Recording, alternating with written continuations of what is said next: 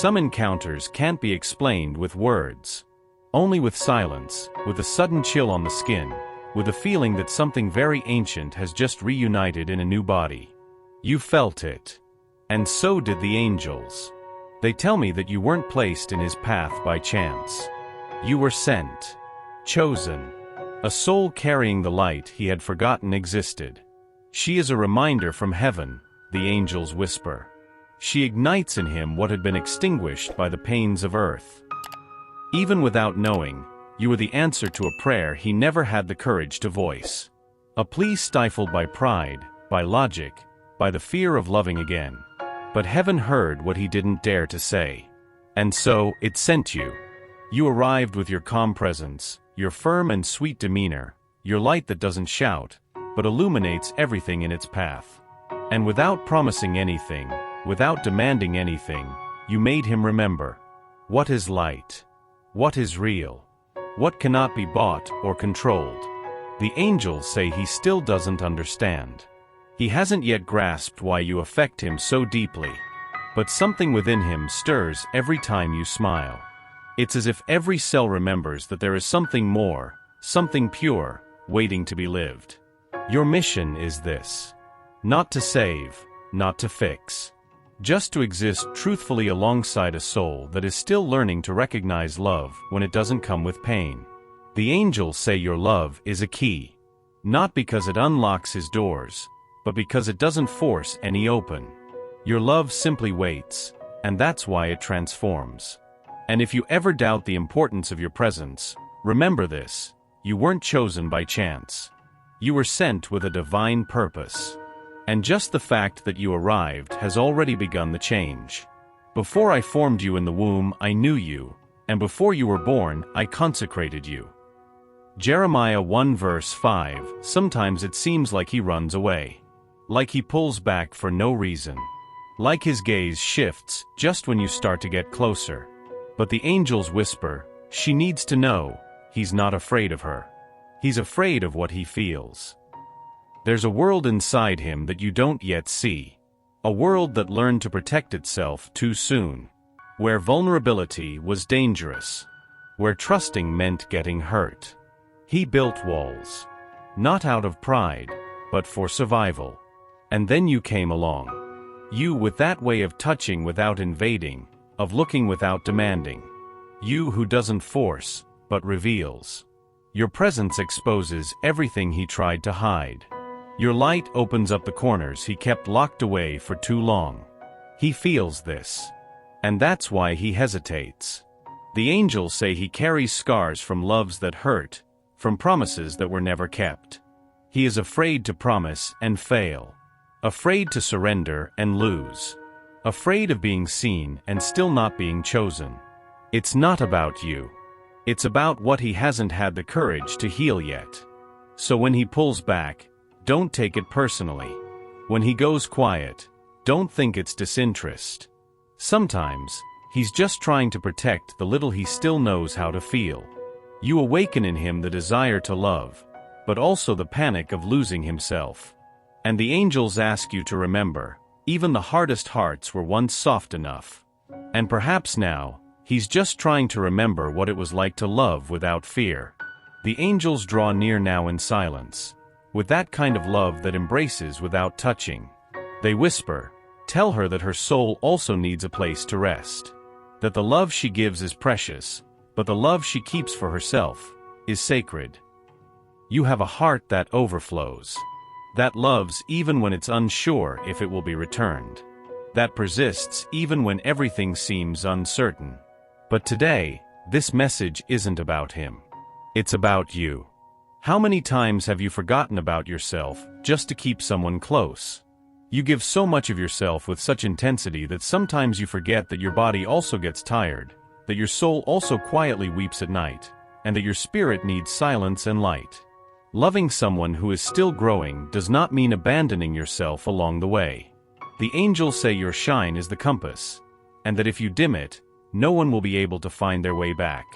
You don't need to dim your light to fit into the space he isn't ready to fill yet. You don't need to silence your intuition to avoid pressuring him. You don't need to prove anything. Caring for him will only be beautiful if it doesn't cost you your sense of self. Your mission is not to wait for him. It's to blossom, even when he's still only just sprouting. And the angels ask that you remember, your energy is medicine. But it only heals when it's not pulled from an exhausted heart. Today, take care of the woman you are. Of your voice, your rest, your faith. Because truly loving also means knowing when it's time to turn inward. Have you ever felt that as you get closer, he pulls away? That something in him reacts as if it's being exposed? The angels say, she is a mirror, and the light of a mirror reveals what was hidden. You entered his life as a reflection he didn't expect. A reflection of what he could be, of what he once was, and also of what he fears he will never be able to become. You didn't say anything. You didn't point out. You didn't judge. But just by existing with that integrity, you showed him his own cracks. And for someone who has learned to survive by hiding, that can be terrifying. That's why sometimes he seems confused, attracted and afraid, fascinated yet, at the same time, fleeing. It's not you who scares him. It's the way he sees himself through you. You force him to confront the dreams he has abandoned, the tenderness he swallowed, the pains he stored away in boxes so well hidden that he himself has forgotten where he left them. He sees in you a pure love, and that makes him feel dirty inside. Not because you make him feel that way, but because he never believed he was worthy of something so pure. The angels say that what you reflect is not perfection. That's true. And the truth, when it touches a wounded heart, can provoke internal earthquakes. But it can also heal. So even if he fights against it, even if he tries to escape, know this, you have already planted the mirror. He has seen himself. And no matter how much he tries to forget, he can no longer unsee it. The angels lean in with eyes of tenderness and hands of patience. She needs to know, he is waking up. Still slowly, still afraid. But something inside him has already begun to stir. It's subtle, but you can feel it. He looks deeper. He stays quiet longer, as if trying to hear something within himself. The words that once came as a defense now hesitate, as if the heart is beginning to whisper louder than the mind. The angels show that his presence around you is no longer the same. There is a care that didn't exist before, a lingering gaze, a touch that takes its time to let go, as if he is afraid of losing you, even without having asked you to stay. This is the beginning, the start of recognition. The moment his soul begins to understand that what he feels for you is not ordinary, not fleeting, not a distraction. It is truth. It is connection. It is calling. But awakening hurts. Because it brings to the surface everything that was asleep, and also everything that was buried out of fear. That's why you shouldn't expect immediate declarations, nor ready certainties. This process, the angels say, is like a flower blooming amidst the stones. It requires time and courage. He is beginning to realize that there is something in you that doesn't exist in anyone else. Something that touches where no one else has touched. Something that ignites what he didn't even know still existed. And once ignited, it won't be extinguished. Have you ever wondered why he gets close, and just when you start to believe, he pulls away? As if there's always one step forward, and 2 steps back? The angels say, he wants to stay. But he's struggling with something you can't see. There's a cycle within him. A repeated motion that brings him to you, and then drags him back inside himself. It's not contempt. It's not indifference. It's fear. It's trauma. It's the desperate attempt to maintain a control he's never had. You awaken in him the desire to love, but also the dread of being truly loved. From an early age, he learned not to trust what is intense, to pull back whenever his heart beats harder. And now with you, he finds himself on the edge of an emotional abyss, torn between the desire to leap and the urge to flee.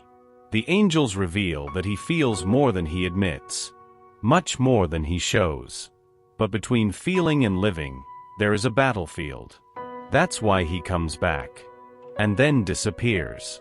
And then returns again. Not because he's playing with you, but because he's trying to survive you. Because being near you forces him to be whole, and he's still learning what that means. It's frustrating, I know, but the angels whisper that this back and forth is part of the healing, part of the journey. And maybe one day, he won't need to leave anymore, to understand that he already belongs. Not every miracle makes noise. Sometimes, it happens in silence. In a gentle touch. In a gaze that lingers even when everything is crumbling inside. And that's what you've been doing for him. The angels show me scenes he's never shared, memories that silently hurt him, words that left deeper marks than he ever let on, absences that opened voids. He grew up learning that love meant pain, or absence, or futile effort. Until you arrived. And loved differently. Loved without asking him to change. Without demanding that he be perfect. You saw him as a whole, even when he could only show parts. And this, the angels say, began to heal what he didn't even know still hurt. Your love is a remedy. Not the kind that numbs, but the kind that heals from within. The kind that burns before it can heal. The kind that makes him feel uncomfortable, and then safe. He didn't thank you, he may not even be able to yet, but inside him, something has already recognized that you are a refuge. That you are relief. That you are a prayer answered. And no matter how much he still hesitates, how sometimes he falls silent or withdraws, there's a part of him that has already surrendered without realizing it.